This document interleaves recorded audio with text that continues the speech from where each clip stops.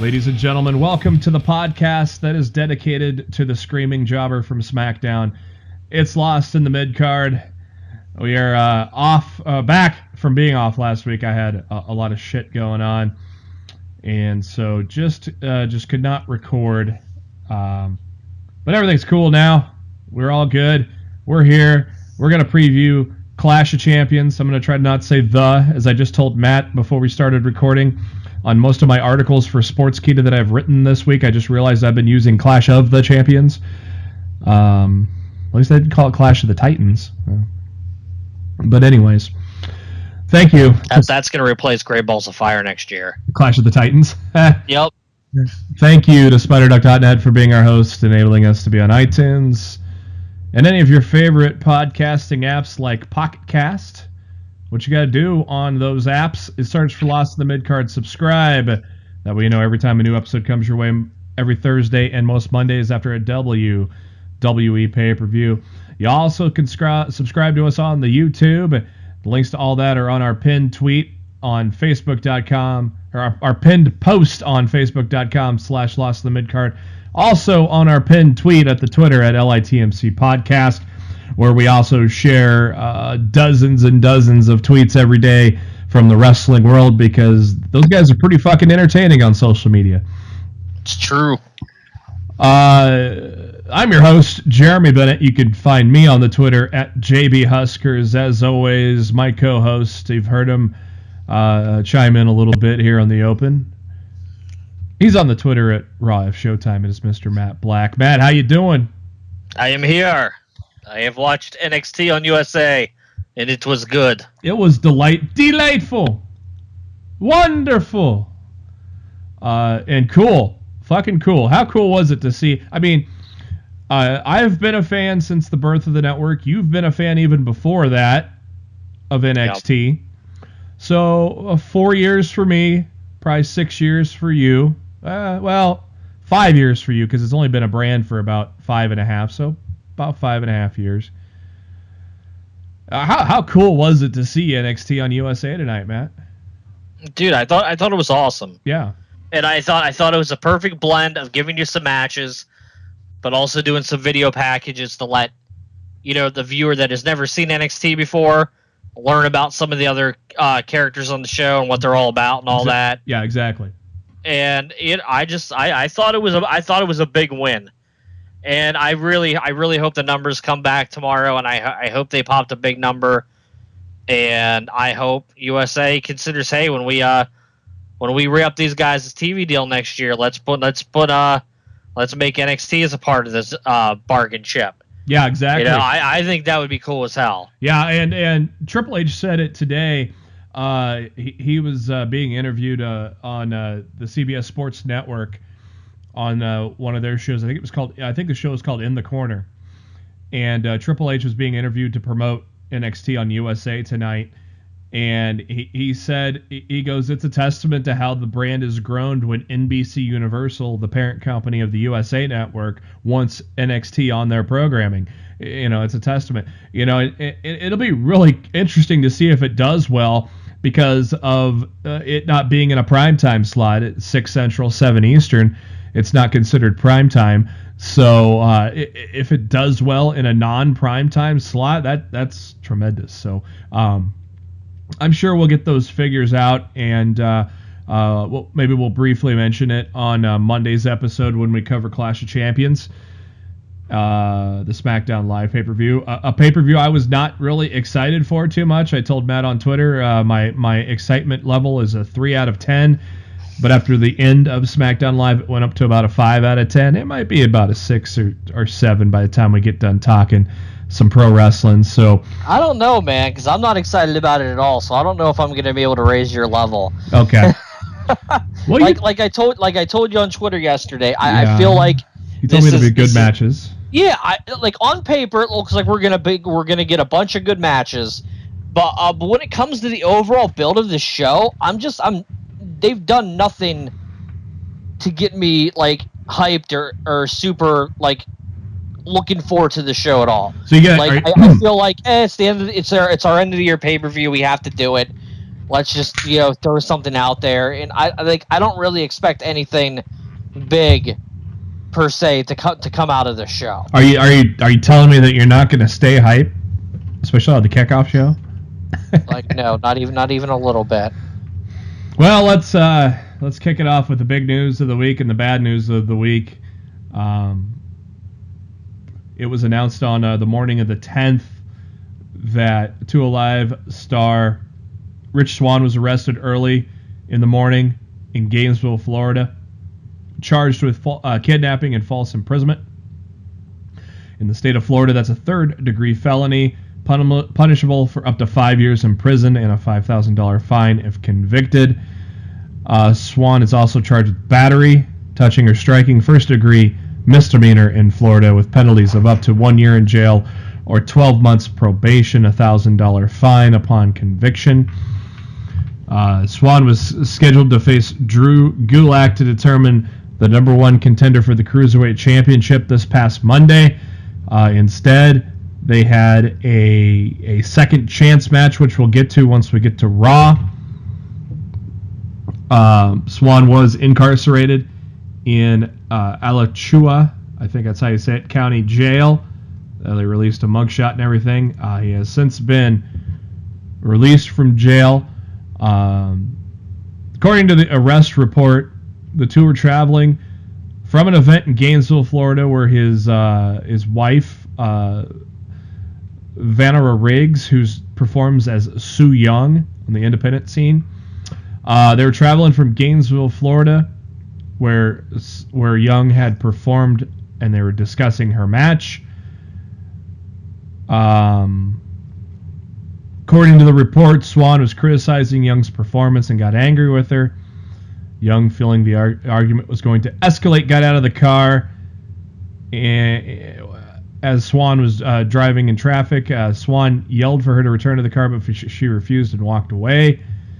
Swann left the car, grabbed Young by the arm and around the neck, putting her in a headlock, bringing her back to the car as she screamed for help. A witness told the incident to the police that Young was beating on the window trying to get out of the car as it pulled away, seeming very afraid of the defendant and was trying to get away from him.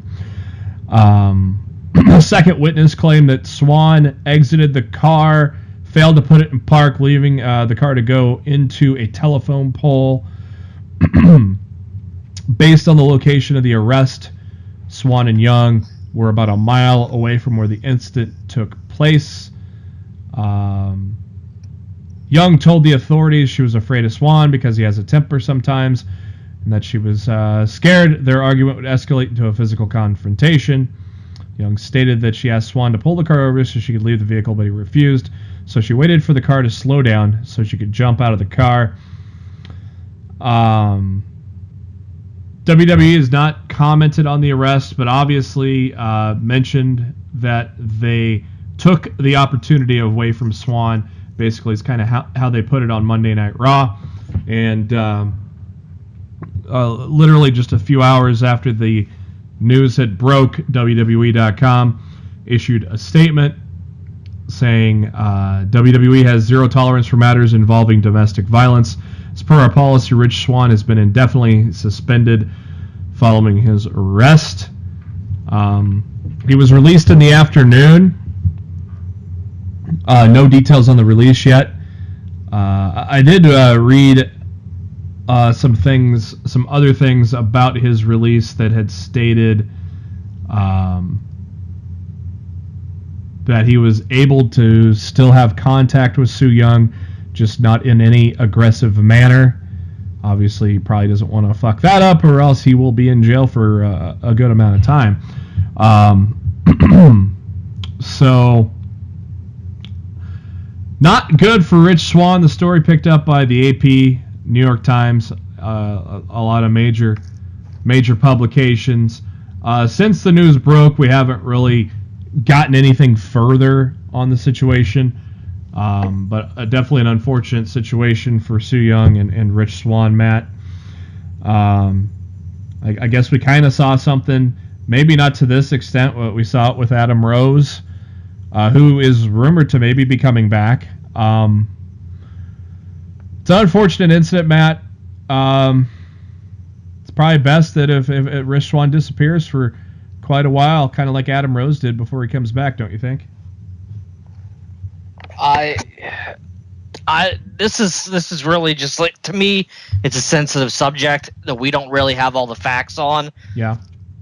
The fact that both him and his wife have not said a single word on social media since this incident has occurred to me is very telling. The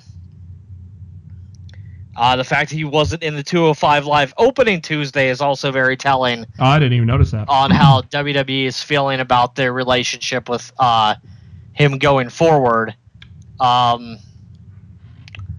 Yeah, I don't know.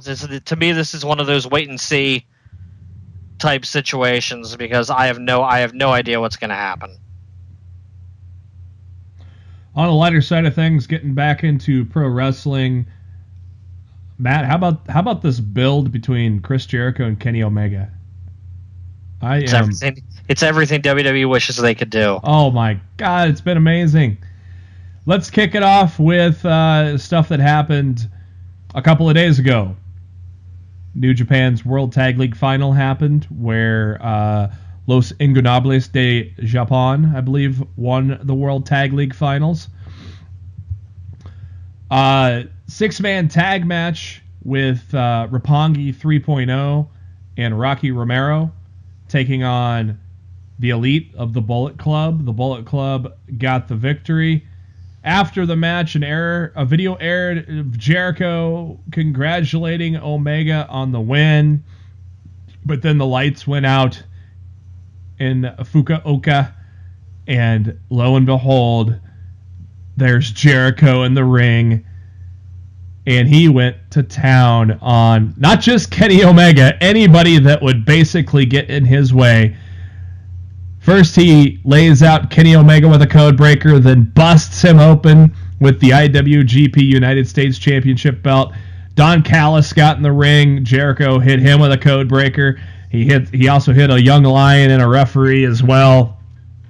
And then Jericho, probably from his hotel room, still has Omega's blood on his face, cuts an awesome promo of how he just introduced himself to Kenny Omega. And then, at a press conference, building towards Wrestle Kingdom 12 on January 4th, Jericho was talking to the Japanese media, and out of nowhere, Omega attacked Jericho. If you haven't seen that video, if you haven't seen either video, they are both awesome. Go check them out. That's how you do it in pro wrestling, huh, Matt? Look, it's a testament to show what good pro wrestling can be, and what Vince McMahon chooses to give us on a weekly basis. God, that's all. I won't go any deeper on a Vince tangent than that. But I mean, it just shows that if you find yourself falling out of love with WWE and you're wondering if you're still a fan of pro wrestling in general. Like, check out New Japan, check out Ring of Honor, check out even NXT, House of Hardcore. And if you enjoy that, it's not you, it's WWE. Yeah. And it's really just as simple as that. The card, I just read this from Mike Johnson. Is Wrestle Kingdom 12 in its entirety going to air on Access TV on 2 days later? Like 2 or 3 days later, like Saturday night. I don't think it's the entire show, but it's going to be like a 3 hours of the show is going to air on Access with JR and man, I always forget this tag. Barnett. And Barnett's commentary track. So yeah, it sounds like Mike Johnson saying the whole event's going to air on Access, so that's badass. Here is the updated card for Wrestle Kingdom 12, which we will cover on Lost to the Midcard in the new year for sure. For the Never Openweight Six-Man Tag Championships, Sonata, Evil, and Bushi take on Bad Luck Fale and the Gorillas of Destiny. The IWGP Tag Champs Killer Elite Squad, Davey Boy Smith Jr. and Lance Archer take on Los Ingobernables de Japan, which is Evil and Sonata. ROH Champion Cody Rhodes takes on Kota Ibushi. That should be a damn good one. Roppongi 3K, Sho and Yo, they take on the Young Bucks for the IWGP Junior Heavyweight Tag Championships. For the Junior Heavyweight Championship of IWGP, it's a fatal four-way, and this one's going to be killer. Marty Scurll takes on Takahashi, Kushida, and Will Ospreay. For the Intercontinental Championship, it's supposed to be Tanahashi and Jay White, but Tanahashi got hurt recently, so we're not sure what's going to happen there. I got an update with Tanahashi here later on in the headlines. Then, of course, your two main events for the IWGP United States Championship, Kenny Omega and Chris Jericho, and for the IWGP Heavyweight Championship, Kazuchika Okada takes on Tetsuya Naito.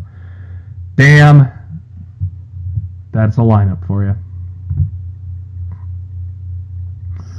And some big news from this morning. The WWE announced that starting January 16th, there will be a 12-week series called the Mixed Match Challenge. It's going to be a tournament, single elimination mixed tag team tournament, and it'll air live on Facebook after SmackDown, starting on January 16th. Each episode's going to be about 20 minutes long. The winner of the tournament wins $100,000 to support the charity of their choice. It has a lot of makes no sense. It has a lot of kind of the Cyber Monday type of things. There are going to be some opportunities for the universe to vote on stipulations and other things. They'll have a chance to select matchups too, and also engage with the superstars during the show.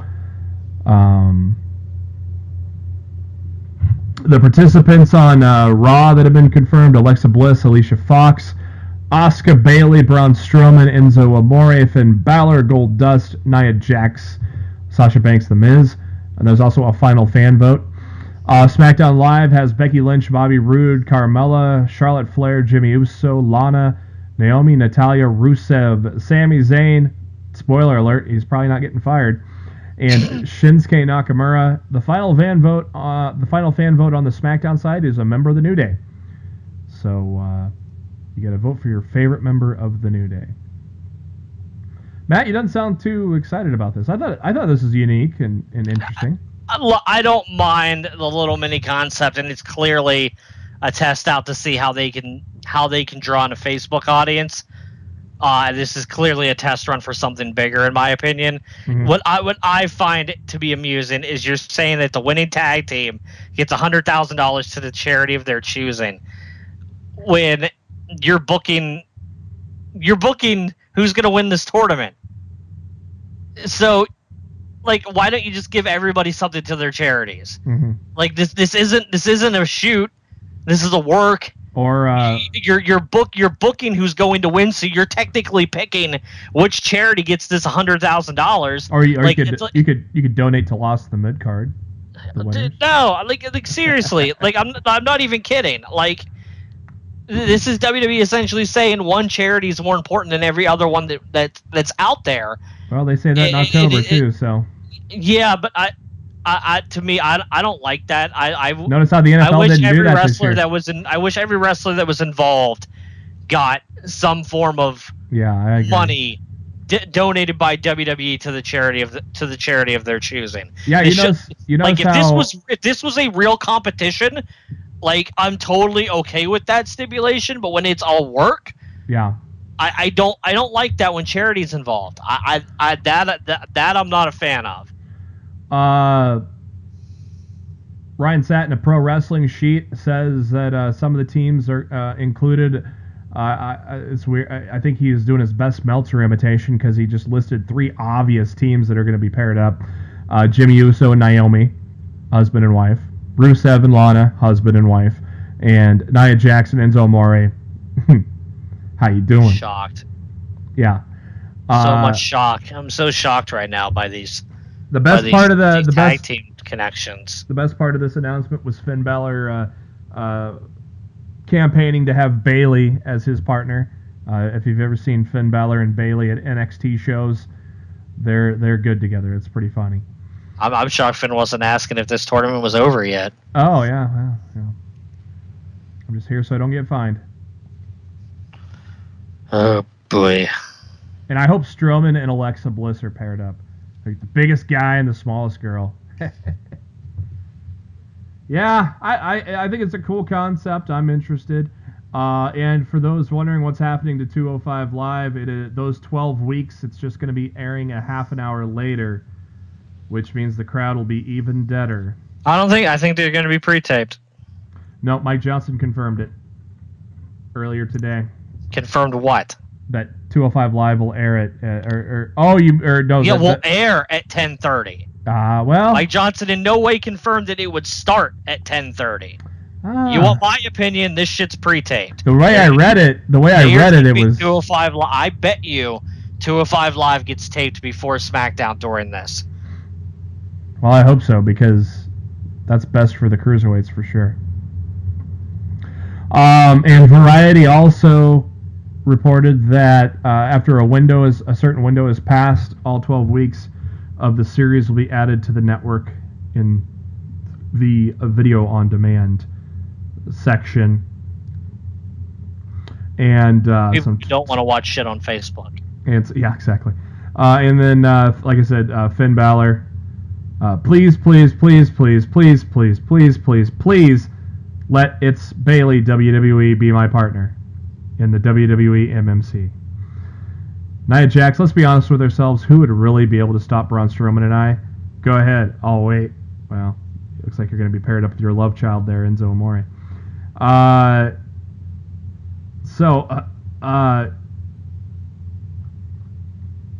Is the obvious pairing a good pairing? Nakamura and Asuka? Would you do that? Would you pair those two up? I would. Why the hell not? I think it'd be cool. I don't have a problem with it. Hey, look, Sami Zayn's in the tournament. I think whatever team Strowman's on has to win, unless his partner gets pinned. Yeah, I'm guessing his partner will probably get the pin. So yeah, if Strowman's team doesn't win, the woman that's teaming with Strowman needs to take the pinfall. Yeah, I guess rereading Mike Johnson's post, it's kind of vague. It doesn't say. Yeah, it just says when it airs. It does not say that it's going to be filmed after that. I truly think they're going to film the 205 Live prior to SmackDown throughout this. It's almost like a double experiment. Yeah. Some ratings for the week. Total Divas, 7th season this past week. Ratings up a little bit to 562,000. Kind of down overall from last season, and about over 100 grand down from 2 seasons ago. I haven't really watched Total Divas much lately, so sorry, Vince. I think it's been more. I think it's been one of the more entertaining seasons they've done in a while. I've heard about the Natty and Lana stuff. It kind of sucks. Less people are watching it. Yeah, not much less this year compared to last though, and still a lot, and still over twice as much as Impact Wrestling. So, speaking of Impact Wrestling, last week's Impact Wrestling, 226,000 people, only 60,000 more people than Thanksgiving. Yikes. What a joke. Raw drops, ugly number, down to 2.685 for the week. There wasn't a third hour drop off. It was the second and third hour drop off. Strong first hour. Well, not strong, but the first hour was the best by far, let's just say. And then they lost about 300,000 viewers in hour 2 and stayed pretty even into hour 3. Yeah, it's that time of the year. Not quite road to WrestleMania, so meh. SmackDown Live, though, holds steady at 2.48 million for the week, so not a terrible drop off for them. If you're going to NXT TakeOver, set your clocks for 10 o'clock Central Friday. And get those fast fingers a-clicking, because that's when NXT TakeOver New Orleans goes on sale. I'll be down there. I'll be on the computer Friday, making sure I get a good seat. PW Insider is reporting that the WWE Network is working on a WWE 24 documentary on Matt and Jeff Hardy's return to the company. Wonderful! Yeah. And Rebby Hardy has posted on Twitter a picture of her being interviewed for the 24 series. So, I wonder if she has some things to say about Impact. Wouldn't that be funny? Who knows?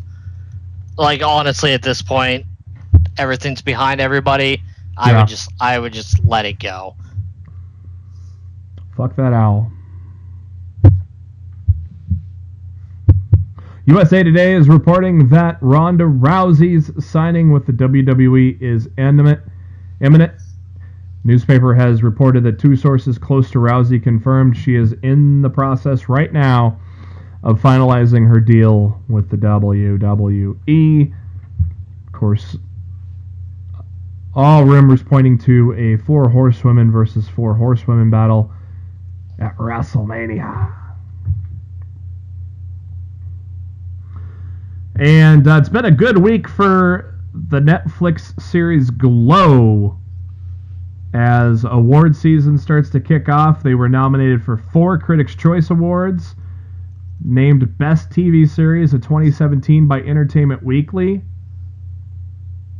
And also Alison Brie, who plays a role in Glow as Ruth Wilder, nominated for Best Actress in a Television Series for the Golden Globes. And then also just today, Glow received 4 SAG Award nominations. So the results are pouring in for Glow, and the critics are loving it. It looks like Glow is probably going to take home some hardware here over the next couple of months.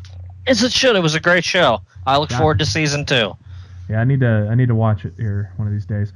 Also nominated for a Golden Globe is Ferdinand for Best Animated Film. Get the fuck out of here. Of course, that stars John Cena as the title character, and out in theaters this Friday. Smells rigged. Rigged? You can't see me. I guarantee you I can't see that movie.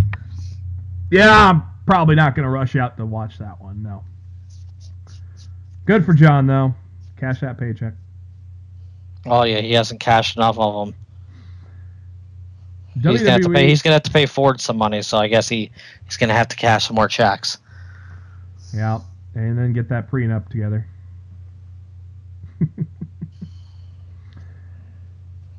Yeah, I don't feel bad for John Jack. No, not at all. Not even a little bit. I think life is okay. Yep. WWE has added a Walk the Aisle VIP ticket to upcoming live events, which includes a seat in the first 4 rows of the aisle, and then a chance to walk the aisle like the Nature Boy. Before the show, get a photo of yourself inside the ringside area, get 3 exclusive pieces of merchandise, a signed item, a program, and more perks. So, yeah, how much is that? I don't know. Yeah, exactly. Can I walk the aisle at NXT TakeOver New Orleans? Probably not. It's one of those you have to ask, you can't afford it type deals. They found a way to gouge people at live events. Good job, WWE. You never know what's going to happen at a live event. Yeah, I do. My wallet will be empty. Yeah, I guarantee you that walk the aisle package is not cheap. I guarantee it. Nope. I guarantee it's probably like a couple $100 a person. A week ago, Drew McIntyre already in the gym for his first workout after surgery. So good to see that. Expect him probably take over New Orleans, I'm going to say. Every time he finished a set, he yelled, "Almas is a bitch." Yeah, probably. Tanahashi, as I said earlier, suffers an injury to his right knee. He missed the remaining tour dates for the World Tag League. So he'll be out of action. Actually, the World Tag League ended on the 11th. Right now, the details on the condition of Tanahashi's knee is unknown. He's going through a thorough medical assessment, and more details will be made as to his future appearances. Of course, as we said, he's set to defend his Intercontinental Championship against Jay White at Wrestle Kingdom 12. Yeah, if he can go, he'll work. Yeah. But if not, they're just gonna have to find a suitable replacement. I mean, injuries happen. Yep. There's just nothing you can do about it. It sucks. It's just kind of part of the business. I wonder now they put the title on White, and that's a huge thing for that young kid if he wins the IWGP Intercontinental title. Yeah, might not have a choice. Yeah, that's what I'm thinking. WWE was in the Arab Emirates last week for a tour of the Raw brand, and then also into India. And Triple H signed the first ever Kuwaiti wrestler to the WWE. I'm not even going to try to pronounce his last name, but his first name's Nasser. Al-Ruwaye. Al-Ruwaye. There we go. Woo, that's a tough one. They also signed the first ever Arab female from the Middle East to the WWE in Shadia Bisseso. So cool stuff there. And of course, if you haven't heard, when they were in Abu Dhabi, WWE had the first ever women's match in Abu Dhabi with Alexa Bliss and Sasha Banks for the WWE Raw Women's Championship. Oh, the first ever women's championship match. I think it was the first ever women's match, they said. Oh, Impact had one like 7 years ago. Well, for the WWE women's match is what ended up. Well, still, like I'm just saying, like look, I'll be fair to Impact when the situation calls for it. Yeah, I just wanted to be clear. That first ever WWE women's match, not ever first ever women's match, but a lot of people that used to work for Impact and WWE taking bookings right now. Hey, if you need a ref, you know what? Clash Champion's coming up. Earl Hebner needs a referee gig. He said he's available for referee appearances and bookings. So James Storm also available. Now people were telling me, he's available for bookings. He's not coming to the WWE. That isn't necessarily true, right, Matt? No. Yeah. Just wanted to put that out. You got to keep yourself busy. You never know if you're going to be coming or not. Yep. But you can't just be waiting on WWE's call. You have to fucking work and pay the bills. So they're going to have to take bookings. And James Ellsworth is also available. All those guys are getting booked through Bill Behrens at SBIBookings.com. And Ellsworth is available to work in mid-February.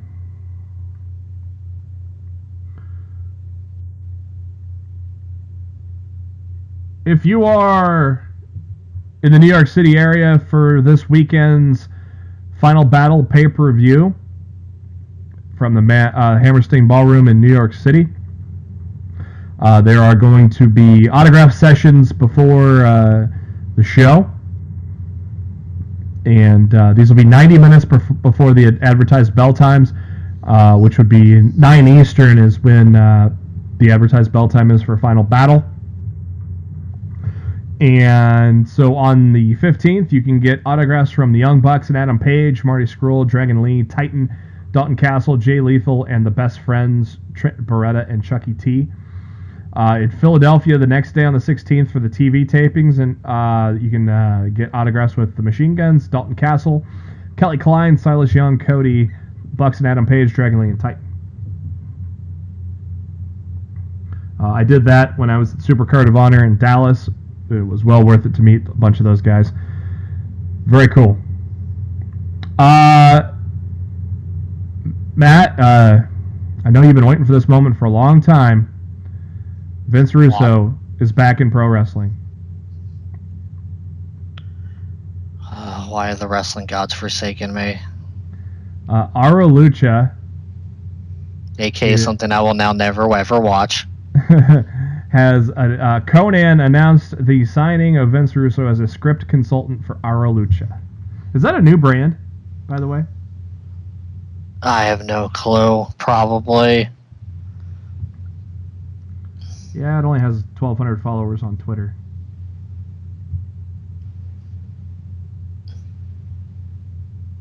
Woken Matt Hardy follows them, though.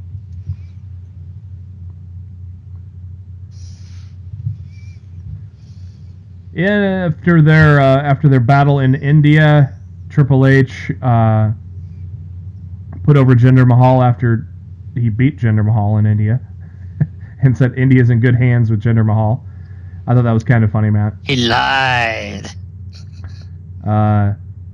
Put over the guy after you destroyed him in front of his, well, not his home people because he's from Canada, but I digress. All right, Matt, get the puke bucket ready. Oh, God. Your new NWA heavyweight champion, Nick Aldis. Next story. He defeated Tim Storm last week. Next story.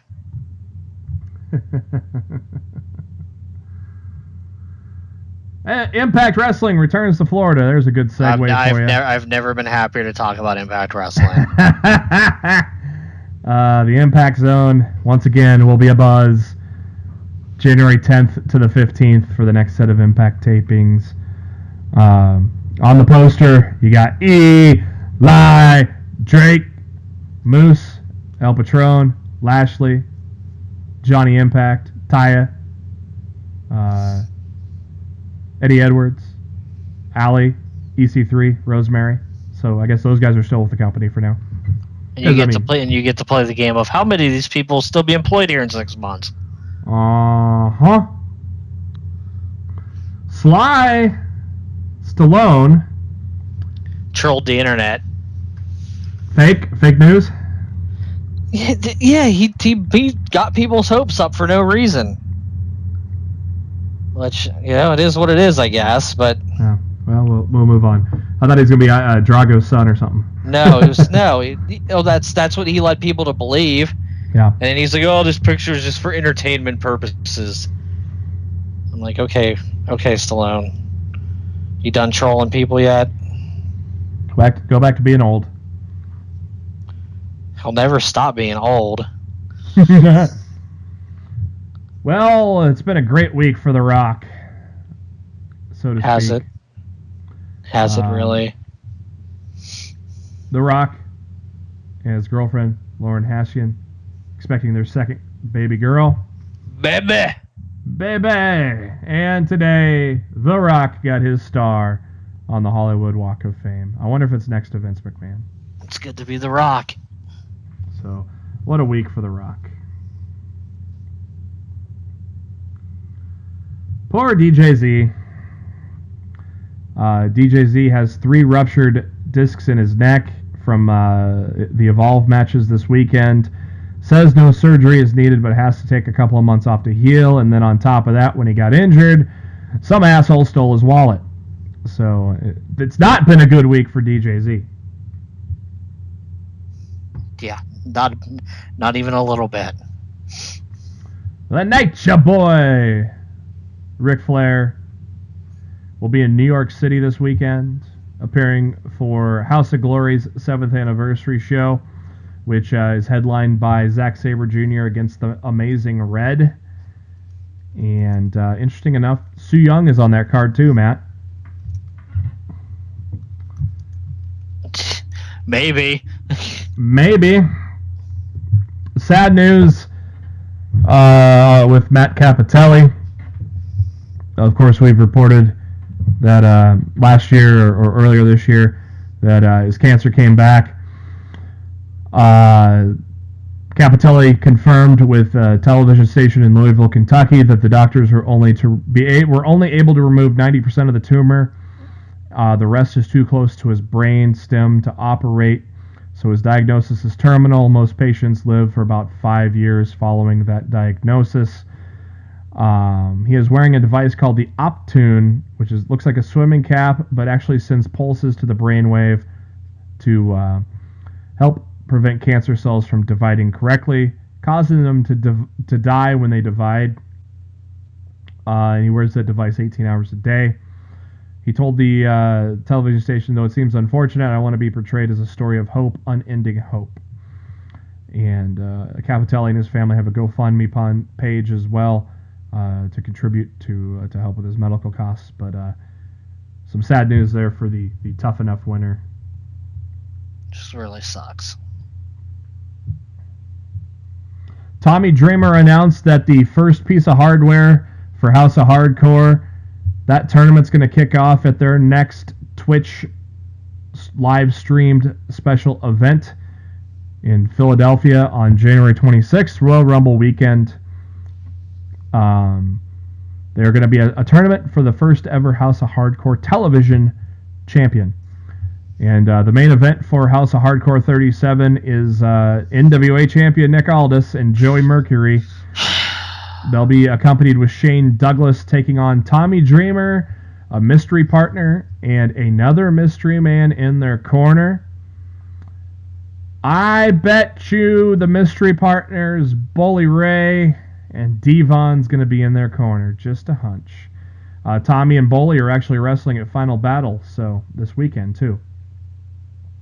Also advertised for the event, Super Crazy, Brian Cage, Willie Mack, Matt Riddle, Swoggle, Lisa Marie Varon, Billy Gunn, Crazy Steve, Eddie Kingston, and the Luchasaurus.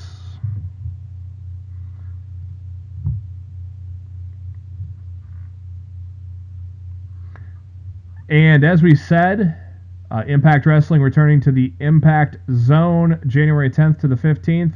And Matt, you can get a backstage pass. Hot dog. For just $200. Just. To keep Anthem rolling. 2 front row tickets to all Impact tapings. 2 months free at GWN. Is that Global Wrestling Network? I think so. They haven't changed the name of that yet. A swag bag filled with great merch, exclusive meet and greets, an in-ring photo. If I'm paying $200, my photo better be with Eli Drake. I guess you get to go to the inaugural Impact Mini Golf Championship. That sounds... I hope they air that, Matt, on Pop TV. And brunch with the Knockouts. Woohoo! That's what you're paying for. Who the fuck are you kidding? Winning!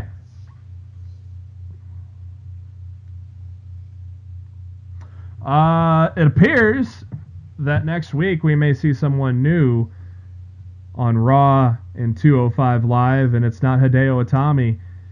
Apparently... Hideo debuts on 205 Live next week. Does he? Okay, well, yes. Possibly Mike Johnson of PW Insider says Rockstar Spud is plans to be there as well. Appearing on Raw. Then two people. They're going to debut because they ran the promo last night. Hideo Itami next week. So I was spacing out during the promo, so I didn't notice the next week part. I did watch 205 Live for a change, though. But yeah, I didn't notice that part. So. Daggone it, JB. Dagnabbit. I liked Rockstar Spud in Impact. I think he'll make a good addition to the brand. I feel like he's going to replace a member of the Zo Train. Spud will? Yeah, I feel like he could be a perfect lackey to Enzo. Yeah, kind of like he was to Eli Drake. EC3? Not Eli Drake, but EC3. You know what I meant. My thought was, I thought maybe he might make the save with Kalisto against Gallagher and Brian Kendrick. They've been beating the shit out of Kalisto. I mean, it's possible, but Kalisto had backup this week in Grand Metalik. Yep. That might change that. So, this week in Gone from Impact are 2 people you probably never heard of: a live events manager and the director and producer for Impact Wrestling. Raphael Morphy announced he departed the company. I don't know if he was let go, but Dave Sahadi was let go in a cost-cutting move. He was responsible for crafting a lot of the video features and material that aired before pay-per-views and was considered an extremely talented director, so I'm sure WWE is probably going to... He used to work for WWE. Oh, did he? Yeah. So They just got rid of their best production guy they had. And he joined Impact in 2006, so Yeah. they didn't want to give him another raise, apparently. Bunch of fucking assholes. Apparently, Roman Reigns won't be on Monday Night Raw next week from Providence, Rhode Island. What you doing, big dog? Don't know, but What you doing, big dog? Why ain't you gonna be there? WWE and the Dunkin' Donuts Arena, or Dunkin' Donuts Center, none are advertising Reigns. My guess is, well, hey, they got the Universal Champion on the show for once, so, and they're slow building Joe and Reigns probably to at Royal Rumble, so, big dog, you can take the night off. I think that's what they're doing with that. Just my putting 2 and 2 together. You know, since we actually see the red belt on the show next week for a change. That's weird. Yeah, seeing the red belt, yeah. It's weird thinking they can't have both guys on the show at the same time. True, it's only 3 hours, right? Yeah. As Enzo Amore said on 205 Live last night, Noam Dar is injured, and that was not a work. That was a shoot. He's gonna undergo some minor knee surgery to clean up some stuff. So nothing major, but he'll be out for a little while.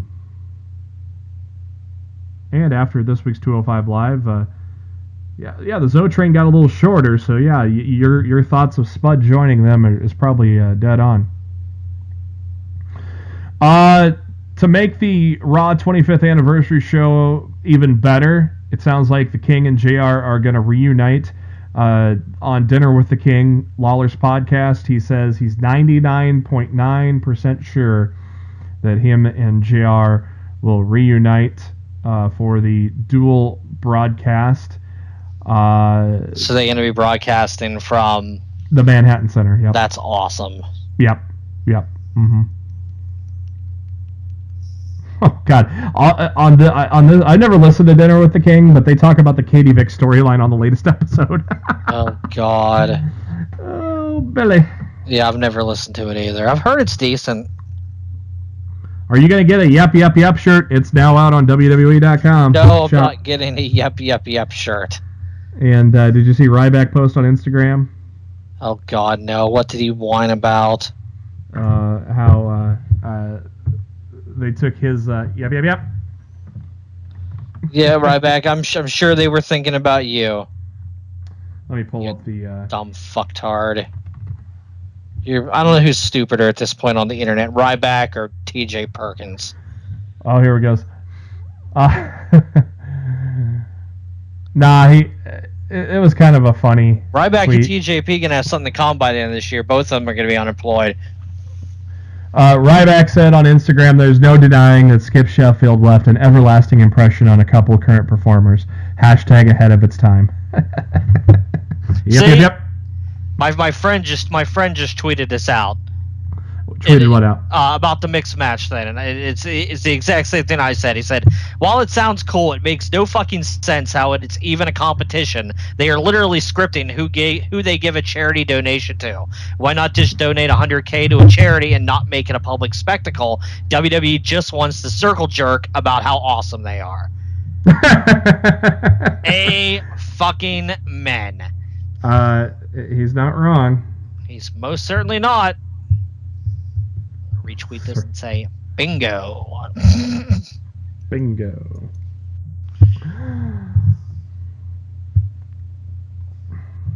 So yeah, you can get a yep shirt if you really want. Yeah, I'm good. Chris Danker,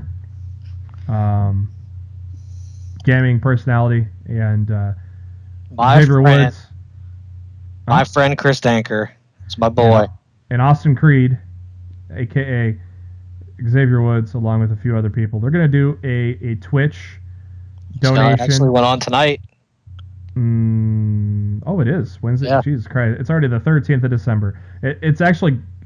It's probably still ongoing right now as we're recording. It started at 4 o'clock my time, 5 o'clock yours. Yeah. Their charity streams, he does one yearly, and they normally go for a while. So I wouldn't be surprised if they're still going right now. Well, by the time you hear this, it's probably going to be done. Unfortunately, yes. But I mean, if they're still taking donations, they are. It's an amazing. Like if they're taking donations into tomorrow, it's an amazing cause.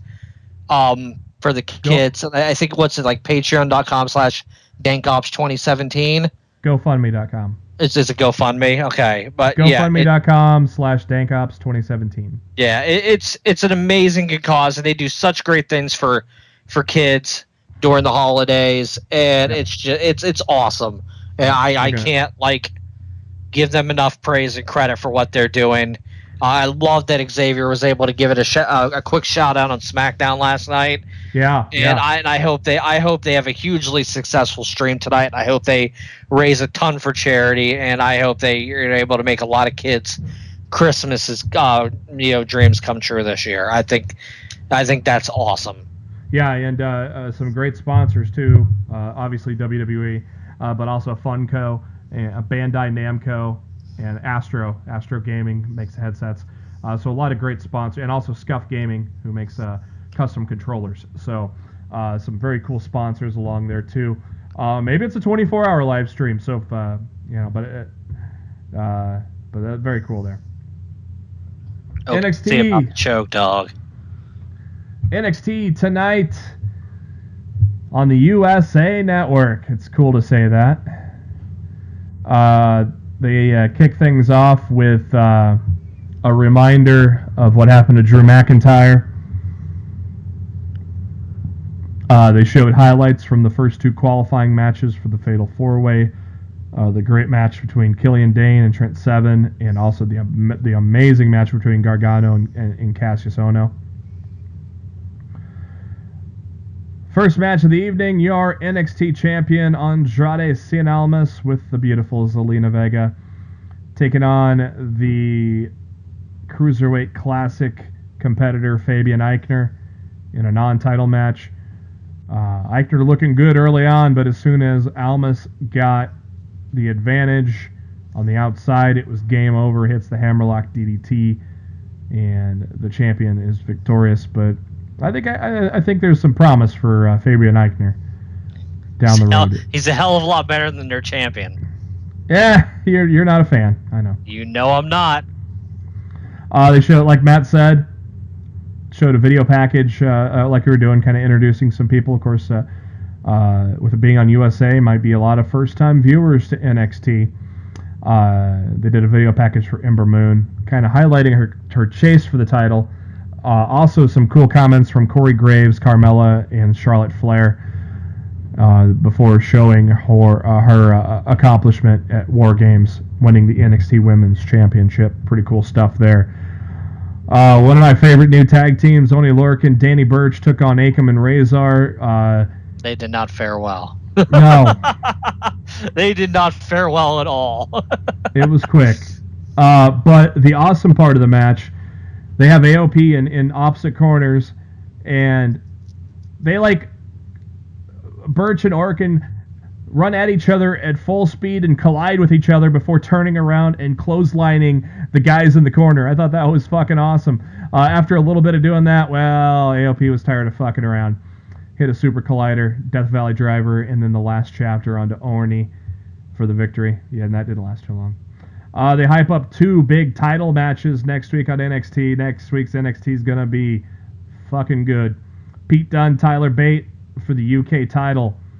Fish and O'Reilly against Sanity for the tag title. So two title matches on one NXT. You don't get that too often, do you, Matt? Not normally, but hey, it's a great way to promote next week's show that's not on USA. Yep. So they show a promo with Sanity. Nice little scar, nice little stitches there on the head of Alexander Wolf, who got busted open. Pretty bad too. Like if people don't remember, he was bleeding. He was bleeding bad. Yes, he was. In war games, man. They show a video package for Adam Cole, baby, to kind of introduce maybe some new fans to him. And any time it's story time with Adam Cole, it's a good time. Then they show another vignette, this time the lights come on to show Shayna Baszler. Was no surprise that it was her last week, but the lights come on to show her and her name, and she'll be coming soon.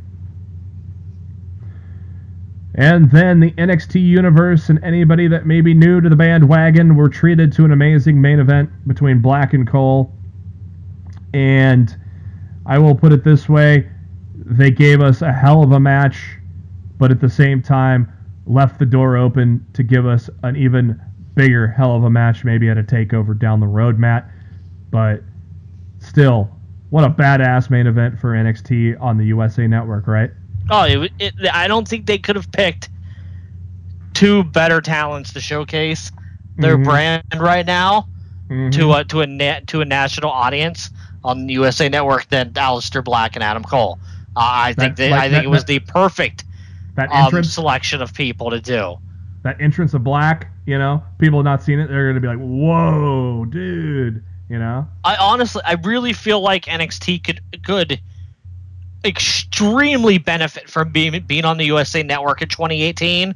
Yeah. Because if it's on there, when these guys get moved to Raw and SmackDown, bigger pops. Yes, people aren't going to be like, who are these guys? People are already going to know, who these people are. I think it would be a huge benefit to NXT as a whole if they could get on USA in 2018. I'm not saying to take it off the network. I mean, you could still air it there at 8. Yeah. But I mean, to have that air at 7 o'clock on Wednesdays on USA, I think would be huge. Yeah, I think it'd be cool. Adam Cole, man. Baby. I think he knew it was coming, and he still asked for it when his face got picked up by the boot of Black. He was asking for it, and he got the black mass as Aleister Black moves on to the Fatal 4-Way. I think he said something effective, is that the best you got? Or something like that, and Black hit him with the black mass. Fucking clocked him with it. And let's go back to the beginning of the match. I mean, ring announcer saying Adam Cole and Full Sail just screaming baby to the person that may not know who Adam Cole is. I mean, that just tells you the big deal. And then he did it a trillion times in the open of the match. Yes, he did. Just to piss off Aleister. And so, and every time he posed for it, Full Sail was loud for it. And so, for those that aren't familiar with Adam Cole, I mean, there you go, man. I mean, this dude's legit. We've been saying it on Lost the Midcard ever since we cover Ring of Honor, which we need to do a little more of. That's my New Year's resolution for Lost in the Midcard, Matt. Cover Ring of Honor more. Yeah, I'm looking forward to Final Battle this weekend. Yeah, I don't know the card off the top of my head, but it's a good card. It's a good card. I'm not DJing this Friday, so nothing going on. So I might try to tune in live. While we're on a nice little segue here because we just got done talking about NXT. So Final Battle is Friday, 8 o'clock from the Hammerstein Ballroom, New York City. Of course, that place is gonna be wild. Oh yeah. And there are 8 matches on the card. You've been watching Ring of Honor lately, right? I've done my best to keep up with it as much as possible, yes. I have not watched it in months just because life is busy as fuck, and WWE gives us enough to watch as it is, and I still can't even watch all that. So I'll get your just your picks, quick picks. Don't have to go into any big depth or anything like that. But 6-man tag match, 6-man tag championships. Dragon Lee, Flip Gordon, and Titan take on the Hung Bucks. I love that name, the Hung Bucks. Hangman Page and the Young Bucks. I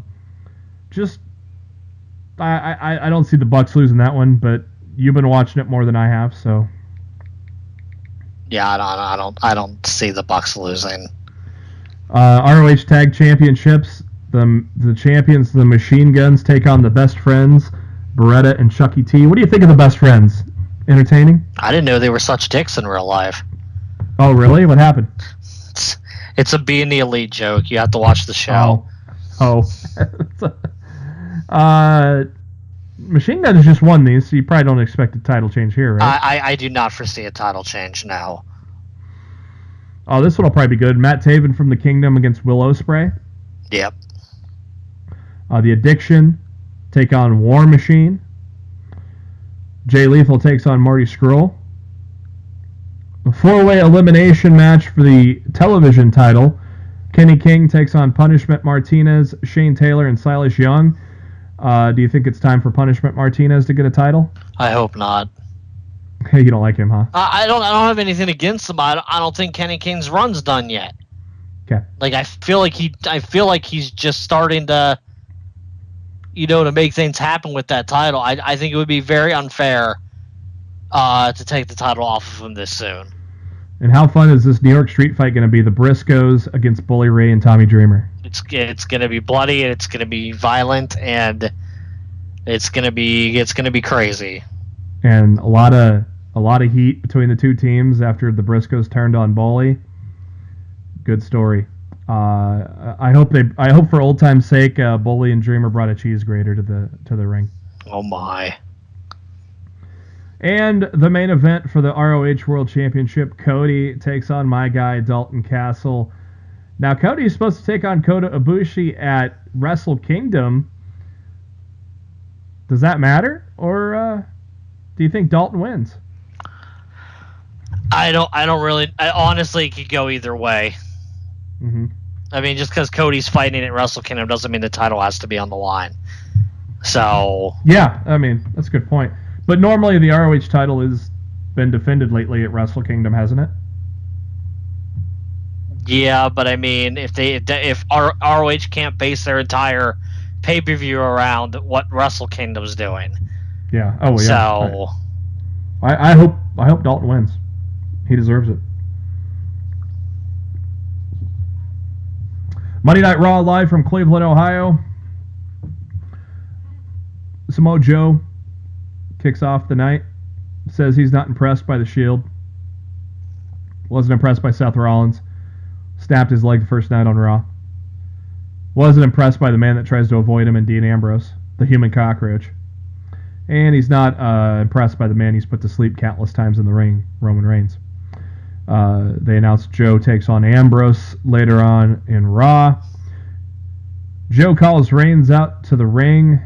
He just wants Reigns, not his two lapdogs. Rollins and Ambrose are watching on a monitor backstage. Rollins tells Ambrose to go get Reigns. What was Reigns doing? Dropping a deuce? Or dropping a done, as we like to say on the program? I have no idea where he was. The pacing of this opening segment was really weird to me. Joe talking shit about dominating Reigns and would have won if it wasn't for that, and how if it wasn't for that silly bastard. Funny how he calls him a silly bastard, Jason Jordan, because well, kayfabe, he is a bastard. Joe brags about how Ambrose and Rollins are not the tag champs because of him, and all that. Big Dog is looking at the monitor now with his Shield boys. He tells them, "I got this." And Michael Cole does his Big Dog thing as Roman Reigns comes out. No talking here. Just a little bit of action. But, oh, look, it's a setup. The Bar comes out, beats up on Reigns before Ambrose and Rollins come to the ring. But the Bar and Joe do what the Shield used to do best, divide and conquer. And that's what they did to the Shield in the opening. I liked Joe's promo, though, in the open. Matt, did you? Joe always cuts a good promo. I expect nothing less from a Samoa Joe promo. Yeah. Next up, it is Bayley and Mickie James, accompanied by Sasha Banks, as they take on Mandy Rose and Paige from Absolution. And Paige brags about how she beat Banks last week. Mandy Rose said they'll purge the entire division of the feeble and the unworthy, and DeVille said it's time for them to put their hair up and square up. Dude, even sick Mandy Rose looked like $1 million. Was that what happened, maybe? She was just not feeling good? No, she's sick. Yeah, because it looked like she forgot a line or something. Yeah, she's actually really sick. She was on Instagram Tuesday night when she got back home in bed saying how sick she's been the past couple days. You know, still went out there and did her job. Match went on for about 8 minutes. Yeah, exactly. Match went on for about 8 minutes. Chaos ensued, as you could expect with Absolution. And the ref held Bayley back. That enabled Paige to hit a super kick on James while the ref had his back turned. And Rose covers it up for the 1 and the 2 and the 3. A 3. So Absolution continues to get theirs. Is this the third week or fourth week now on Raw? I think fourth. I think it's fourth. Something we didn't get to talk about last week. About the same thing happened this week, though. What did you think of this week and last week's Bray Wyatt and Matt Hardy videos? I liked the first one better. I mean, don't get me wrong, I enjoyed them both. I think the Woken shattering thing between everyone is a little redundant. I don't think that's something that needs to be done. I think it could be at like the beginning and the end of a promo, but not like every time they're going back and forth. Yeah. But and they were doing the same thing with the Wyatt thing too. So yeah, I know. I know they were. I feel if they want to do that with Matt, they need a better transition than what they currently have for him. Well, much like about every recently new entrance theme, there might be a work on the transition too. True that. Some great videos were posted after last week's version. One with Matt Hardy having a laugh off with the nanny's Fran Drescher, and one thing that's happened on YouTube for years now is making a 10-hour video of something. So WWE made a 10-hour video of just Matt Hardy laughing, and I'm sure there's people that have listened to all 10 hours in a row. Looking at you, Marcho. Delete! I am, as this is progressing, I'm kind of fine with him going Woken instead of Broken, Matt. Well, he also mentioned the Broken Brilliance this week, too. He did, yeah. So, I mean, it doesn't mean like the two things aren't going to be intermerged. Yeah. And it's not surprising WWE wants to slightly change the name so they can own the trademark later. And that would just mean when Matt left, he could be Broken. Somewhere instead of Woken. So, smart. I mean, actually, it benefits Matt in the long run. Yep. For WWE not to and claim the Broken name. And it benefits us because we get this. we get Broken Matt on WWE television. So, and eventually Broken Jeff, brother Nero. I knew you'd come. I want Senior Benjamin. Yes. I want Randy playing the piano. I'm not going to be happy until we have Senior Benjamin. And I want Matt Hardy to crash 205 Live one night and go, look at all these spot monkeys. Please, just do it once. It would only work if he was heel. You can't do that as a baby face. What if he did it to the Zoe Train, for example? Name one person in the Zoe Train that's a spot monkey. Tony Nese. Oh, he's not in the Zoe Train anymore. Well, we don't know that for sure. True. It might have just been tough love. It's tough love. We don't. Yeah, I don't put anything past them. Until they tell me for sure that he's out, I'm not for sure that he's out.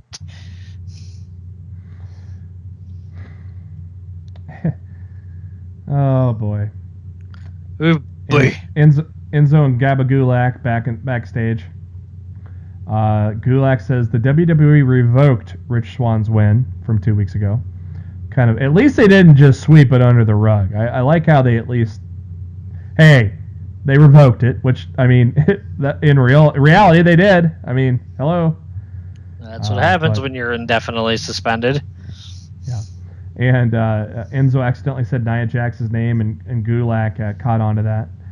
And I know what you meant, Enzo. You want me to prepare for any opponent, even if it's Nia Jax. Yeah. That's yeah. How you doing? Yeah. Curtis Axel, Bo Dallas, the Miz Taraj come out. And they did their best Singh brother impersonation by laughing at and mocking Finn Balor's entrance. I mean, seriously, when they were laughing like that, all I could think of was the Singh brothers when they were showing those photos of Nakamura in that stupid-ass segment. Why you even bring that up? Curtis Axel took off the neck brace. He's all better now. Well, Finn Balor made sure he could put it back on. Coup de grace, 2 minutes. Easy win for Balor after the Mr. Oz jumped him before the bell. After the match, Dallas put the neck brace back on Axel. That was great. Somewhere, Joe Girders is smiling that somebody in wrestling is wearing a neck brace. Tribute to the Troops airs on Thursday night as part of WWE Week on the network. Kane did a backstage promo to hype up the #1 contendership match with him and Strowman later on. And we get Seth Rollins and Sheamus, and for all the reports of saying that Sheamus is injured and they're trying to protect him, him and Seth Rollins put on a hell of a match, didn't they? Yeah, I don't know where this Sheamus injury story is coming from. I don't really know what the deal is. It's probably coming from Justin Barrasso at Sports Illustrated. Yeah, like I believe anything that comes out of that guy's mouth. I find Meltzer to be more reliable than him. Oh boy, I'm gonna do my best Meltzer imitation later on too. By the way. God. Well, not verbal imitation, but I'm gonna predict something. I'm gonna pull a Meltzer and predict something that I've been predicting for some time now to happen. I'm just gonna keep predicting until you're right. Yep. That's my pulling a Meltzer. But yeah, Sheamus seems to be okay, and damn, they put on a good match, working on Seth Rollins' kayfabe knee now, because he's okay now. But I thought they did a great job of Sheamus working on the knee and incorporating all that. Great work by both guys, man. Dean Ambrose was watching the win by Rollins, and his wife, Renee Young, shows up and talks about Samoa Joe. And Dean said he didn't want to give away his strategy, but he's overheated, overexcited, and thanked Renee for the pep talk. Oh, it's always funny when those two are on camera together. Do you usually watch the tribute to the troops? Yeah, when I remember that it's on, I'll normally watch it. I'll probably watch it this way. I'll probably watch it. I like the fact that it's not done in an arena. I like the fact that it's back on a base. Yeah. That gives me a lot more reason to watch than some of their more recent ones that they've just done inside a damn arena. I'm like, this just isn't the same. This isn't what this was when, it started. I like what they did with this one, and I'm actually looking forward to watching it. When they were actually in the Middle East doing these things? Yeah, when they first started, they were. Yep. It was still cool though in the arena because the arena was filled with servicemen. But yeah, it's so much. Yeah, but they taped the same night. They taped like a SmackDown or whatever. Oh, did they? Yeah, like the last couple years they did. So like the fact that they didn't do that this way, and they actually made it like the entire event was legit about, the troops in that venue. I thought that was really cool. I look forward to seeing what I can watch of that tomorrow, as long as something doesn't come up. And if something does come up, I'll just DVR it. Yeah, I'm going to DVR it, and then that way I can fast forward through Machine Gun Kelly. Ugh. Exactly. Who thought that was a good idea? The best part of Machine Gun Kelly's WWE career is when Kevin Owens powerbombed him through a table. Yeah, I wish he would never come back. Fatal 4-way to determine the new #1 contender. Or no, the new person for the #1 contenders match against Drew Gulak. Cedric Alexander, Mustafa Ali, Tony Nese, and Arya Davari, Davari De Niro. Second chance match. I thought the Cruiserweights did pretty damn good work here. They got a lot of time, which, there was a time where they were getting diva treatment. These guys got 13 minutes for this Fatal 4-Way match, which basically wasn't planned because they were supposed to have the Gulak Swann match on Monday, right? Yeah, that was the plan. Clearly, plans change. Yep. So these guys did a great job on the fly. 13 minutes in. No surprise to me that Cedric Alexander got the win after the neuralizer into the lumbar check on Davari. I figured he was going to be the guy to advance anyways, and not Rich Swann. But with as much as they've been teasing the dissension and all that, I almost think Gulak's going to beat Alexander next week. What do you think, Matt? To me, it could go either way, and depending on where they want to take things, will very much determine who wins that match. Yeah, you could have Team PowerPoint split off from the Zoe train, Gulak and Nese. I don't know how much they're going to want to be teaming after Tuesday. Yeah, but Gulak could apologize. He's a good politician. Enzo Amore, looking at his title backstage, Gulak comes up to him, says when he disposes of Cedric, he'll face Enzo. Enzo didn't seem too thrilled about it. Enzo told Gulak that he works for him, doesn't mean we're friends, and tells him that they're not equals.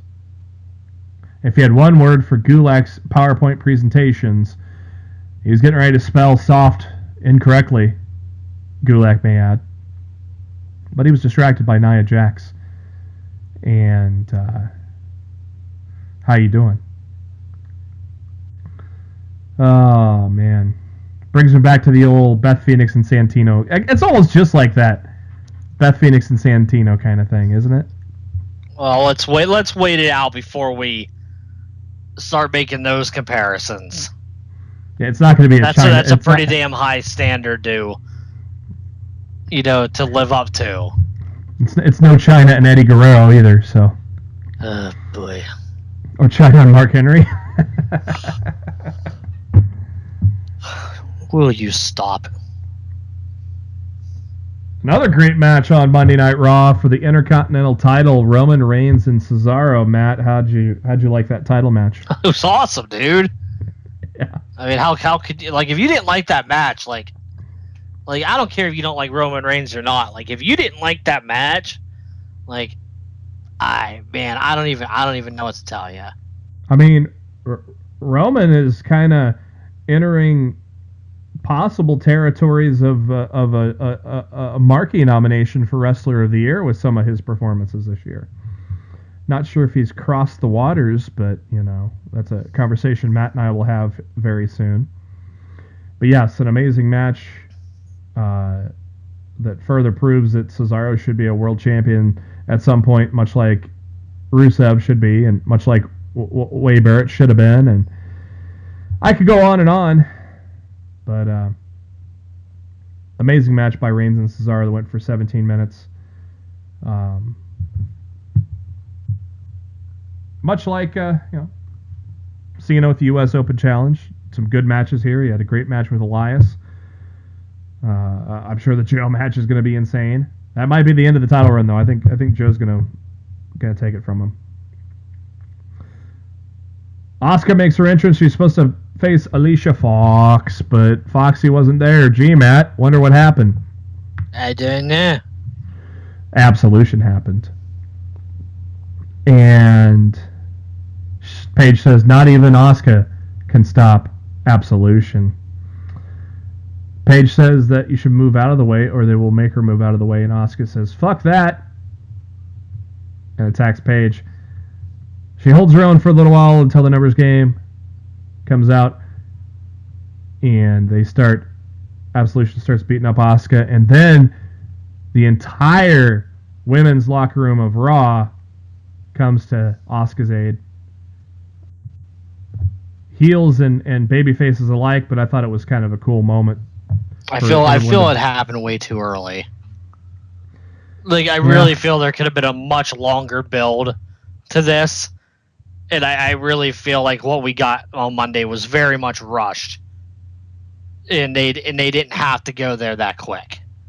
But WWE likes to shoot their wad quickly. So.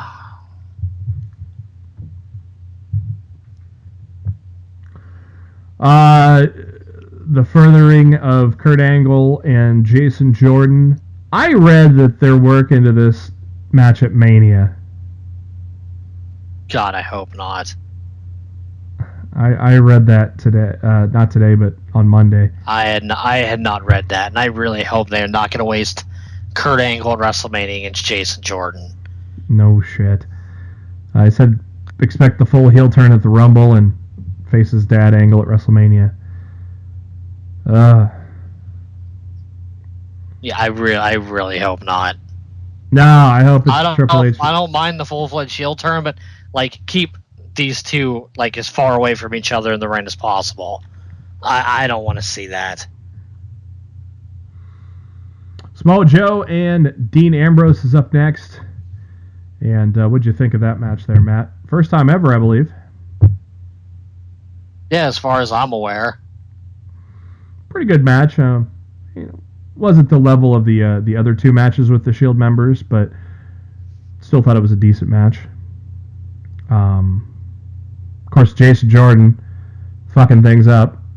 Like so maybe Dean Ambrose can beat up Jason Jordan. What do you think of I just wish everybody beat up Jason Jordan. Does that mean he's doing his job as a heel? Probably, but I know I'm sick of seeing him on my TV. I know that much. That means he's doing his job as a heel. Or he has X-Pac heat. Make your pick. True. He had some heat back in the day. Dana White joined Titus Worldwide, I guess. Okay. Look, if it gives her something to do, I'm all for it. Well, it gave Gallows and Anderson something to do. Nerds.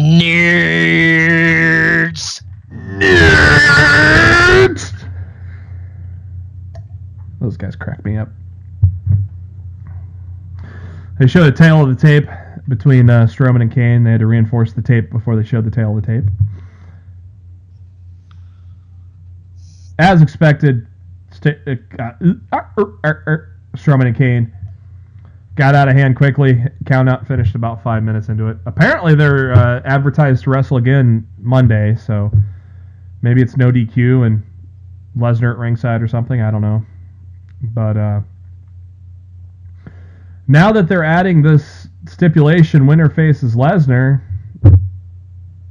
can we maybe get a title change at Rumble, Matt? Maybe? No. Yeah. Reigns and Lesnar at the WrestleMania, huh? It's been locked in for 6 months. He's not changing it now. The only way that match doesn't happen is if Reigns or Lesnar gets hurt between now and Mania. That's the only way that match doesn't happen. 205 Live kicks off with Drew Gulak coming to the ring with Daivari De Niro. He says it's been his dream to cultivate a better 205 Live. Monday night, he moves one step closer when he beats Cedric Alexander and faces his mentor, Enzo Amore. I don't know if anybody's ever used mentor and Enzo Amore in a sentence before, but Gulak just did. And who are you to question the Gulak? Gulak says Noam Dar suffered a tragic knee injury, and he'll be undergoing surgery. He's got a 93-point plan for successful knee rehabilitation on his PowerPoint presentation. But Cedric Alexander interrupted before we could see slide 1. That jerk. So we're not going to see how to rehabilitate your knee in 93 PowerPoint slides. But Daivari got to know. Daivari took on Alexander. A very entertaining match. No surprise that Alexander hits the neuralizer and lumbar check for the win, as he's going to be facing Gulak on Monday. They took a look back at Enzo and Drew's escapades with Nia Jax. Drew's talking with Arya after the match, and Enzo wants to call a team meeting. Enzo asked Drew who said that he could give pointers. Enzo tells Daivari to bring more to the table. Drew says Enzo was distracted last week and it was wrong to say that he would beat Enzo for the title. Drew says he would become Cruiserweight champion. He could become Cruiserweight champion. That pisses off Enzo. And Enzo says that Drew couldn't hold his mic, let alone his title. Tony tells Enzo to stop because Drew is just trying to help. Enzo asks if Tony is in an alliance with Drew. He goes, everyone here is enjoying the fruits of his labor, and you're all ungrateful. You need to recognize your faults to be the best that you can. Enzo says he's going to be the best leader and lead by example. He wants them all at ringside for his match against Tony Nese. Ooh. Kendrick comes out and talks about how his Cruiserweight title dreams were taken away from him 1 year ago, and complains about Kalisto getting gifted opportunity after opportunity since he came to 205 Live, and he has squandered all of those opportunities. That leads to Jack Gallagher against Kalisto, and what I thought was probably the best match of the evening on 205 Live. Great stuff between Gallagher and Listo. They also played the injuring leg game on Kalisto as well, but Kalisto was able to overcome and get the victory on Gallagher, but not before Kendrick and Gallagher attack Kalisto, and Grand Metalik makes the save. Enzo is in the back. Gulak stops him and wants him to call the match off against Tony Nese. Drew asks Enzo, why Tony? And Enzo didn't say anything about a fight. He just wants to put on a technical spectacle. It'll be purely scientific. And we all believe that, don't we, Matt? Uh-huh. Next week, Hideo Itami debuts on 205 Live. Who do you put him in there feuding with right off the bat, Matt? I honestly don't know what they're gonna do with him. What would you like to see? What would you like to see? I would have put him right on in a collision path with Enzo, but clearly that doesn't seem to be the plan at the moment. So I don't know what they're gonna do with him. I guess maybe they can put him against Kendrick and Gallagher's little group there. I really don't know. Yeah, hard telling. We'll find out soon. Maybe they put the two debuting guys together. Who knows? We'll find out very soon. Enzo Amore, Tony Nese, a lot of stalling and why do we have to do this? And, well, the match never got underway because Daivari hits Nese from behind. And they go to town. Gulak is hesitant, but he eventually joins in on the beatdown. And that's how 205 Live ends. And so is Tony Abs out of the Zoe train? Is it just tough love? I don't know, but I thought it was a good ending to 205 Live, Matt. Like I said, I haven't watched 205 Live in a couple weeks. The crowd surely didn't think so. No, they loudly chanting, "This is boring." So yeah. The crowd most certainly did not agree with your sentiments. I did see some people on Twitter tell the crowd to go fuck themselves. So wait, who did? I don't know if it was Liger. Somebody told the crowd to go fuck themselves. I don't think it was Liger. Liger never watches 205 Live. I can't remember who it was then.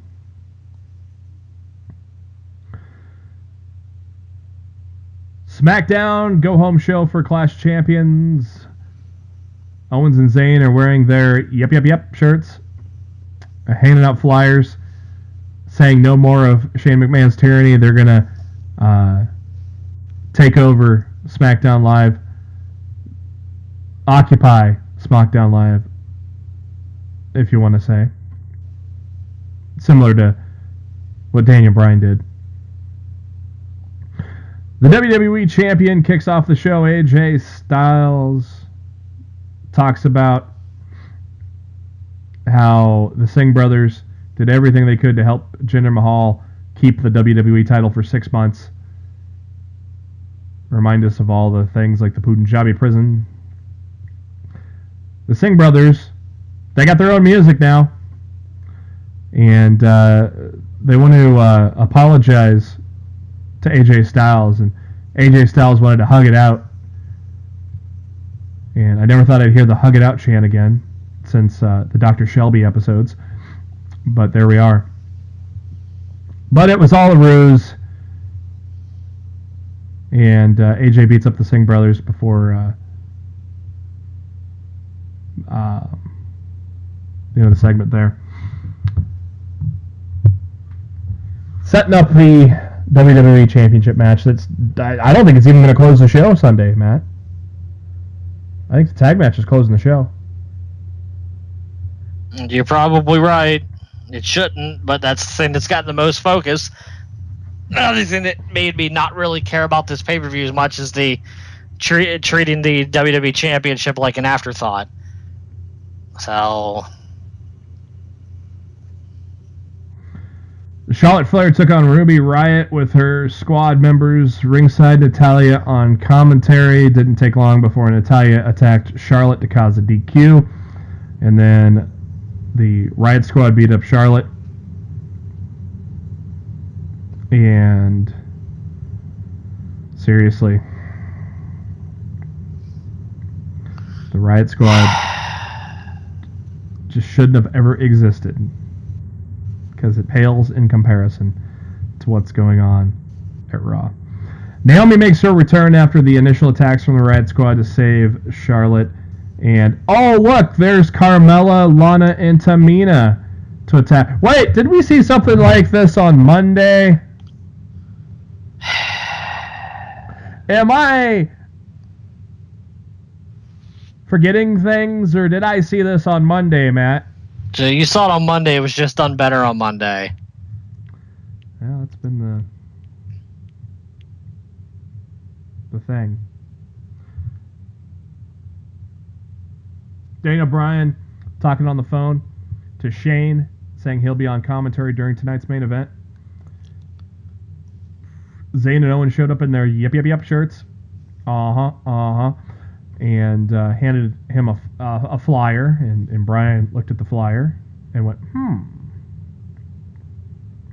Commentary just got a little more glorious as Bobby Roode is on commentary for Corbin Ziggler, and this match was just like the match between Corbin and Roode, where the guy on commentary interrupts the match for a DQ and cleans house with a couple of glorious DDTs as Bobby Roode poses and celebrates. Unfortunately, if WWE logic holds true, that means Roode's not going to be U.S. champion. But we'll see how we predict things here in just a few minutes. Apparently, as if you can't piss us off anymore on SmackDown Live, Matt, they move Fashion Files to YouTube. I got nothing. Because they have so much other great booking that needs to air during their broadcast. Yeah, I mean, booking that we've already seen on Monday Night Raw. Yeah.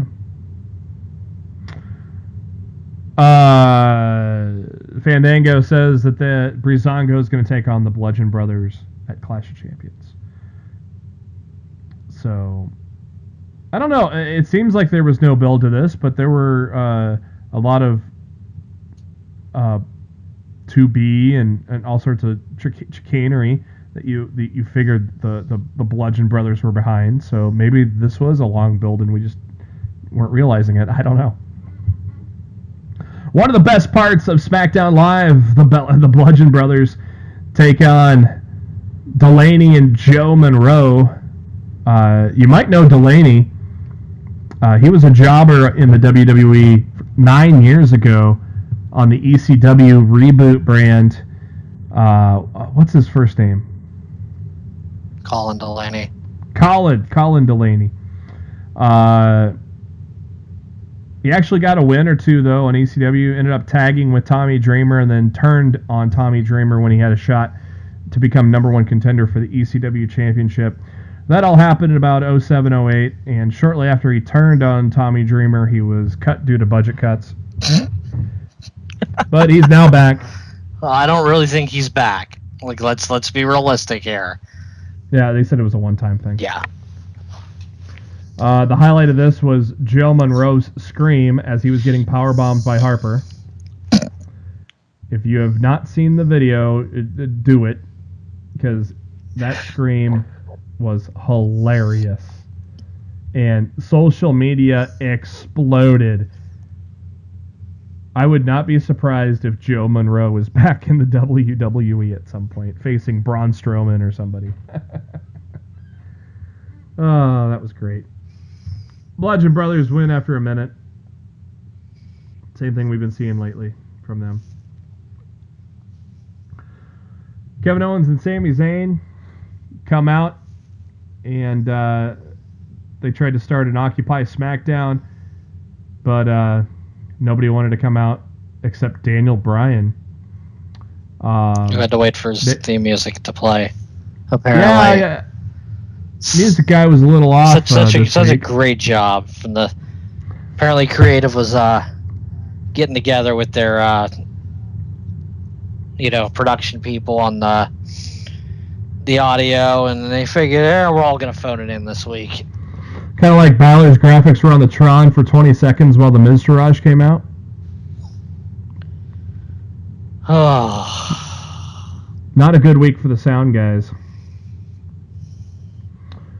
Brian tells them that they've got it all wrong. It was because of the fans that led to the Yes Movement. You guys are just doing this for yourselves. And Zayn called Shane a ruthless pirate. I thought that was kind of funny. I thought he called him a tyrant. I think maybe he said tyrant. I think he said tyrant.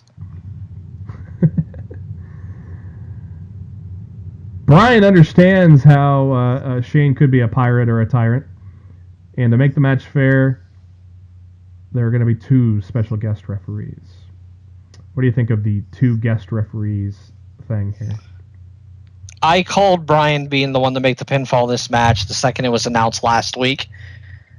So they saved Shane having to be ref bumped for it to happen and just put Brian in the match anyway. Shane's going to get ref bumped anyway. So we all know Shane's going to be ref bumped. Hey, Matt. Mm-hmm. Happy Rusev Day. Damn right. English said, we're going to sing the 8 Days of Christmas because I got interrupted last time, and he got through it all. New Day came out, and then the Usos came out and mocked English and Rusev and said maybe Santa can get English a toupee, maybe a tan. Then Benjamin and Gable came out and did some things. I thought Gable was funny, but Twitter did not like it. I don't know.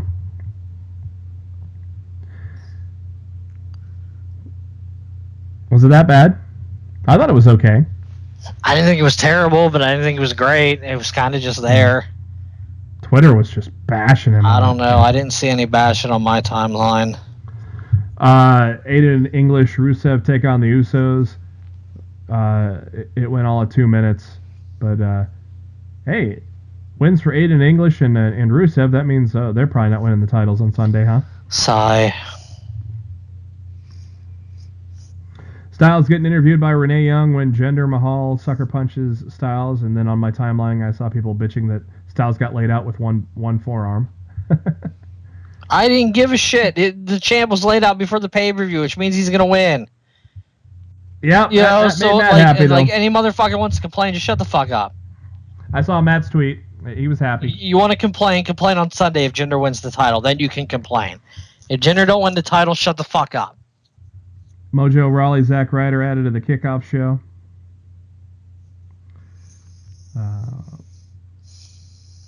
Orton makes his entrance. He's there to be in the corner of Shinsuke Nakamura. As Nakamura takes on Kevin Owens. Daniel Bryan on commentary.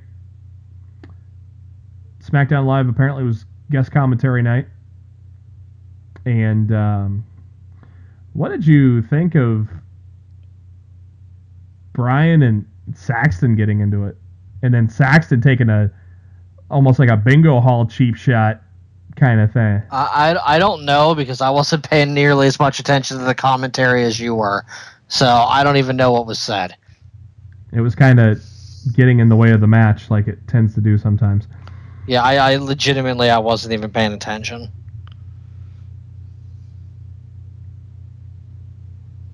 But, of course, Chad Patton gets knocked out. Brian puts the ref shirt on.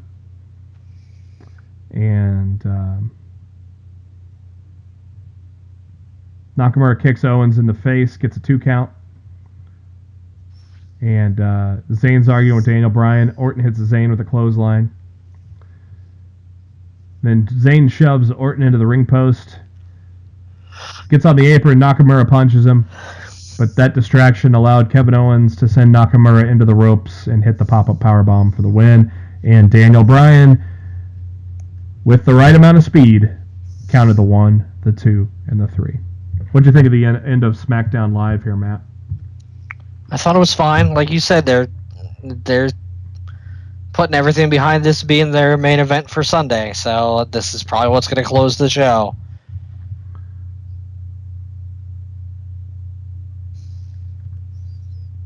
Yeah, I don't. It's weird with Daniel Bryan's actions at the end of it. It's like, God, where are they going to go with it? Which is good, you know. You don't know where they're going to go.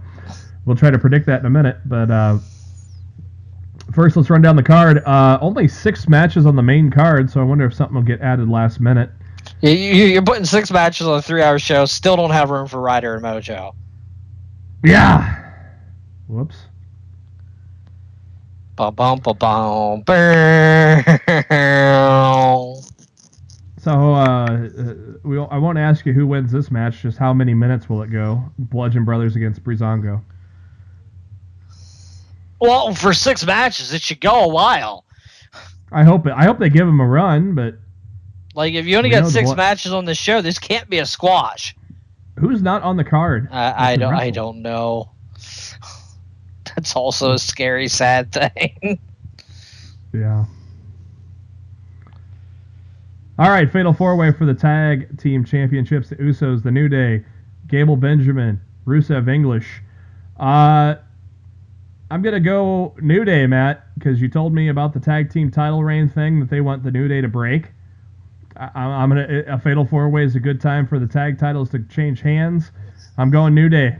What do you think? I would like anybody but the Usos, which means the Usos are going to retain. Matt, you don't want to go to the Uso Penitentiary? Not on my life.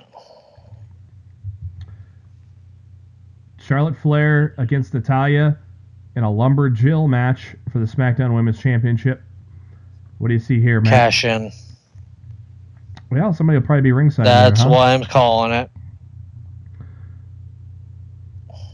Triple threat match, Baron Corbin, Bobby Roode, Dolph Ziggler for the United States Championship. I'm going to go against logic, Matt. I'm going to go against what happened on the last SmackDown. I'm going Bobby Roode here. I'm going to go with, I don't know who's going to win this match, but I can tell you that Dolph Ziggler's taking the pinfall. Yeah, I'm just here to take the pinfall. Oh, who wins between Zack Ryder and Mojo Rawley? Probably Mojo, unfortunately. Yep. WWE Championship, AJ Styles, Jinder Mahal. This one's pretty obvious. Yeah, Styles should be fucking retaining. Styles. And finally, I mean, this is obvious who's going to win. It really should be, anyway. Because Sami Zayn's advertised for the mixed, whatever. And anybody who has half a fucking brain damn well knows they're not gonna fire Kevin Owens and Sami Zayn. No, they might be. They might get quote unquote fired and then come back later. But yeah, no, Owens and Zayn are winning. But what happens? I mean, I've seen people think Shane is going to join KO and Sami and turn heel. Makes no sense. Yeah. Brian joining Owens and Zayn. In the process, they could turn several people here. Well, because if they turn Shane heel, they can turn KO and Sami Zayn face to align with Bryan. I am going with my Meltzer prediction. I think Orton is turning on Nakamura. And I didn't think so until last night. Orton had an interesting look on his face when the crowd was chanting for Nakamura.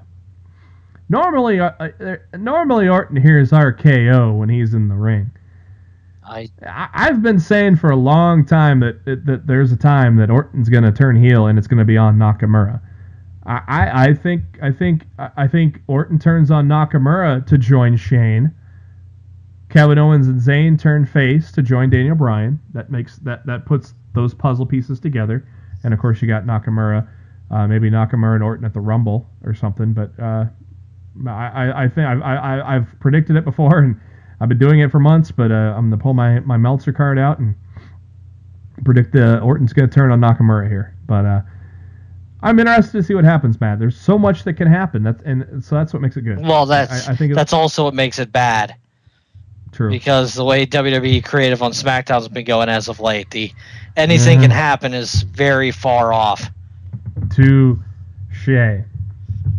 That's going to do it for this edition of Lost in the Midcard.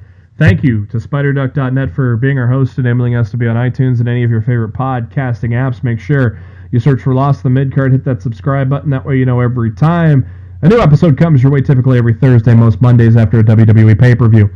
You can also find us on the YouTube. The links to all that are on our Facebook page, facebook.com/Lost in the Midcard. It's on our pinned post there. Also, our pinned tweet at LITMC Podcast, where we also share a lot of great tweets from the wrestling world. So make sure you give that a follow. Give Matt a follow at Raw F Showtime. Give myself a follow at JB Huskers. And before we ride off into that sunset, Matt, look forward to Clash of Champions on Sunday. What are your final thoughts? I hope this pay-per-view ends up being a lot better than I think it's going to be. Mm-hmm. I hope I'm actually excited to record on Sunday night instead of going, oh God, that show was not good and now we have to go bitch about it. I'd rather come on here and say nice things, about how great the pay-per-view was. It could be a 30-minute show, or it could be a 90-minute show. And you'll find out how long of a show we're going to get at about Monday morning. We'll find out how long of a show we're going to get at about 10:15 Central Time. So, for Matt Black, this is Jeremy Bennett. Thank you for tuning in to Lost in the Midcard.